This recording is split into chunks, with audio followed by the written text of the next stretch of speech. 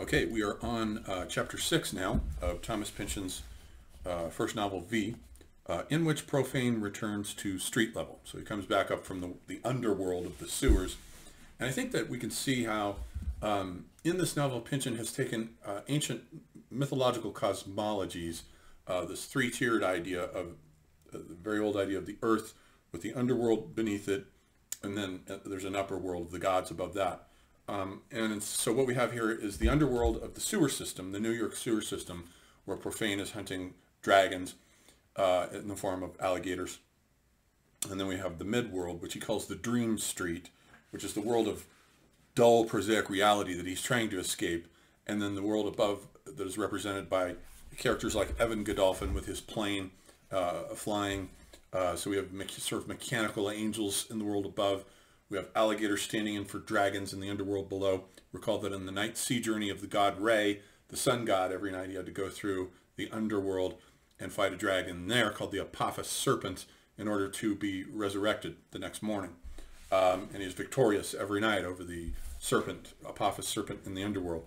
Same thing here with Profane. He's starting to run out of work. He's been too efficient at killing all the alligators, and there aren't many of them left. So he's been reduced to part-time, and he's living with the Hispanic family of the Mendozas, still with the boys Angel and Geronimo, who are his companions through this chapter, and their sister Fina. And here he is introduced to Fina, and this chapter is kind of a parody of West Side Story, which is a Broadway musical play in 1957 that was made into a movie in 1961, and has now just been remade into a movie by Steven Spielberg. For what reason, I don't know. He's become a rather pointless, self-indulgent filmmaker, totally out of touch, totally irrelevant. Nobody wants to go see a 50s musical about the street gangs in the 50s. Spielberg's totally out of touch. But so the parody consists in the fact that West Side Story is a modern-day updating of Romeo and Juliet. So you have the two lovers who can't be in love because it's forbidden, because it's two different warring families. And in the case of West Side Story, it's two different gangs that the two fall in love with. And here, it's not a love story. It's a gangbang. The girl Fina, who is a virgin, will be gangbanged by a gang called the Playboys. So this is also kind of a chapter in which Profane has a couple of erotic involvements that, typical to his luck as a schlemiel, lead absolutely nowhere. And also highlights and underscores Pynchon's attitude in this novel toward love, which is to say basically that it doesn't exist. Pynchon's attitude toward love and compassion is extraordinarily cynical in this novel. There is no love relationship that works out between anyone. It's all very cynical. It's all just mostly about sex. And so Profane's relationship with Fina is also a kind of a joke. She's a virgin, and she wants him to deflower her.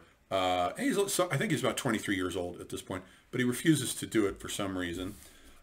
So meanwhile, he's hanging out with her brothers, Angel and Geronimo, and they're in New York, and there's a festival here that Pynchon has made up called the Feast of San Ercole de Rhinoceronte, which means Saint Hercules of the Rhinoceros, which is totally ludicrous, being held on the Ides of March, which is March 15th, the day that Julius Caesar was assassinated, in the neighborhood of Little Italy on Mulberry Street here. And so they're out looking for women. They're out cruising, the three, Profane and the two other kids. They're out looking for women, and then at one point they find these three girls. They're all underage, who are kind of, let's say, a modern street updating of the three Graces of ancient Greek mythology, who were Aglaia, Euphrosyne, and Talia. Here we only get one of their names, Lucille, which means light, and she's the one that Profane is interested in. She's interested in Profane. But at first when they meet, the two Hispanic kids are trying to get him to speak Italian. They're in an Italian area, an Italian opera. Madame Butterfly is playing in the background, and then the boys say to him, speak some Italian to her.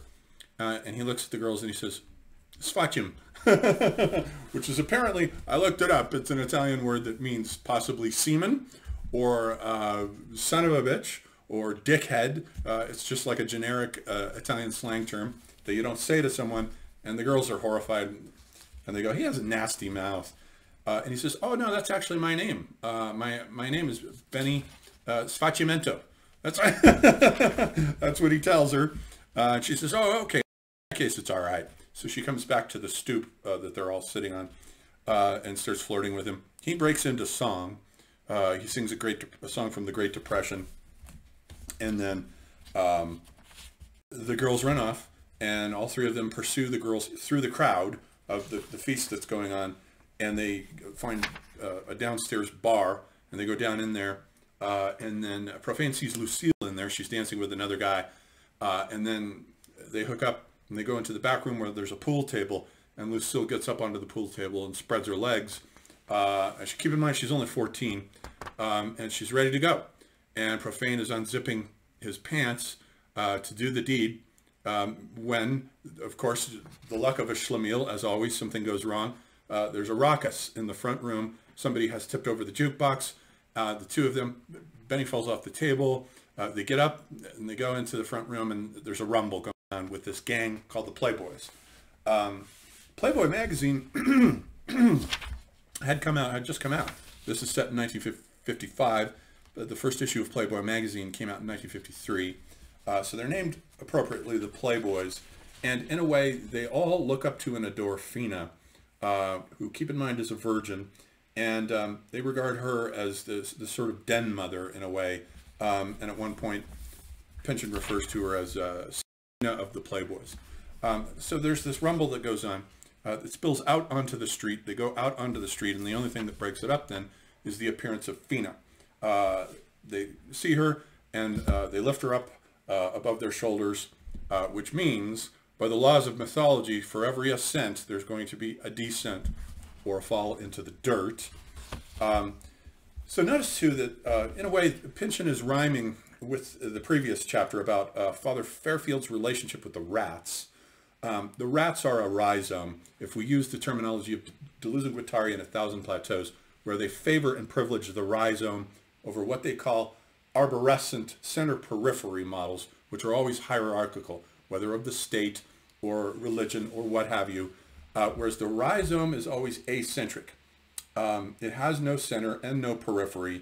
And a street gang is another example, they say, of a rhizome. Rat packs, wolf packs, these are all rhizomes in which there is an attempt always to eliminate the leader. Gangs go through leaders very quickly. They don't stay top dog for very long. They are against the idea of stratification. The striated state is the arborescent model of cities, according to Deleuze and Guattari, whereas nomads, who are another form of rhizome, prefer smooth space. They want to bring everything down to the level of smooth space, which is decentered and does not privilege hierarchy. And so I think Pynchon favors rhizomes as well. You often see his works. And so with Father Fearing's attempt as an arborescent figure of authority to overcode the rats with the sign regime, with a Christian sign regime, it ultimately fails because the rats seduce him, especially Veronica the rat. And so he, as a central figure of authority, is sort of brought down and wiped out by them. And in a similar way, what happens to Fina in her relationship to the gang called the Playboys is a similar, they adulate her. At first, she breaks up this rumble, but then later on, they bring her down into the dirt. So we have this contrast between these two chapters with these two different types of rhizomes. And you will find through Pynchon's work that he favors rhizomes over hierarchies, which is another characteristic of postmodernity. In Gravity's Rainbow, the counterforce that emerges there is specifically designed to wipe out the hierarchical organizations that have produced things like the Pisces Project and the various mad scientists who try to overcode Tyrone Slothrop with classical conditioning that doesn't work and that he breaks free from. So rhizomes are always acentric, they're always decentered. There is no beginning, there is no ending, and they're plateaus, basically. There is no climax, like let's say an orgasm, it's just a plateau that is maintained, which is why Deleuze and Guattari call all the chapters of their book 1,000 plateaus. Each one is a plateau without beginning, middle, or end. It just all of a sudden appears and starts going. It's not arborescent. And so Fina breaks up the rumble, and then so we have the second half of this chapter where Profane starts thinking now, this girl is a virgin, and she's hanging out with these delinquents, these playboys, which, by the way, like everything and everyone in Pynchon, are incompetent because they don't have a turf. If you're in a gang, you should have a turf with tagging and wearing colors, but they don't have a turf. They wear jackets, black velvet jackets, not leather. Notice that. Black velvet jackets, which on the back features in red ink the word the Playboys, not the actual Playboy bunny symbol. And so they're kind of an incompetent gang. They're not good at fighting. They're just a kind of factor of intimidation, and they're dispersive. They're spread throughout the city. So they're not defending this or that city block, which of course is intrinsic to the whole idea of a gang, since a gang is a temporary eccentric social formation that does not have a geography, for them to have some kind of anchor in a physical street or two or three or whatever the size of the neighborhood is going to be that the Crips and the Bloods, let's say, are going to fight over. So I was thinking she could get gangbanged. He has this thought, and then he's back and he's living with the Mendozas, and then she tries to seduce him again. She says, no one's broken my chair yet, and I want it to be you, Benny. And then he walks into the bathroom, and then she's in the bathtub completely naked. The water is not soapy. There's a clear view of everything. And he says, no, I'm not going to do this. And he turns around and walks out. And then, so notice the contrast that he refuses to deflower Fina, but yet he had been more than happy to have sex with Lucille, who was 14 years old, I think a few years younger than Fina. So things don't just, they have a habit of not going Profane's way. And in many ways, he's kind of his own worst enemy, as all Schlemiels are, of course. And so she says, so now they're being too efficient about getting rid of the alligators. And so now Profane knows he's going to be out of a job soon because they're down to working 2 days a week. And most of the alligators are gone. So that job is done. He's going to have to find another job. And Fina tells him, well, you know, I work as a 9-to-5 secretary for Rooney Winsome at his record company, Outlandish Records, which we were introduced to last time. And she says, I could probably get you a job there as an office clerk. And he's like, I don't know. I don't do things very well. But he's like, all right, I'll give it a shot. So he goes down the next day to the office, goes up, checks in with the secretary, and then he gets second thoughts when he sees a mailman come in, or a messenger guy, whoever it is, come in to drop mail on the desk. And he thinks, I wonder if that's a message for me, or that I should read as a message that I shouldn't be doing this. I mean, I don't want to do a 9-to-5 job, and that's one of the things I can agree with on Benny Profane. 9-to-5 jobs are the worst. You're a fool for giving in to a 9-to-5 job. You're an absolute fool for getting stuck. You will hate your life if you do that. Everyone I've known who's done a 9-to-5 job has been a totally miserable individual. And so Benny realizes this. And so he leaves and goes down to the street, and there he finds the Mendoza's mother is looking for Fina. She didn't come home last night. And Angel and Geronimo are thinking, Angel swaps looks with Profane. They don't say anything. But then they go down into a neighborhood where, once again, there's a big rumble between the Playboys and a black gang called, I think, the Bob Kings. It's like something out of a Basquiat painting, the Bob Kings. So this is a real, actual rumble this time. People out with switchblades and pipes and crowbars and a few guns.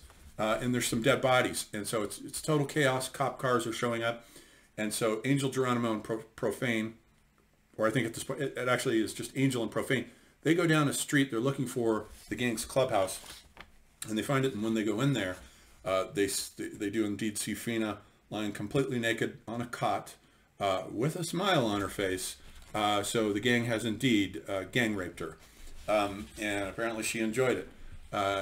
Angel shuts the door on Profane, but he can hear the brother slapping her around inside. And now he knows that his time working as a dragon-slaying alligator killer is over, and his life with the Mendozas is also over. he needs a new place to sleep and a new job. And of course, when we see him again in chapter 8, because chapter 7 is a V stencil chapter, he will be back again with Rachel Outglass, since he doesn't have any place else to go.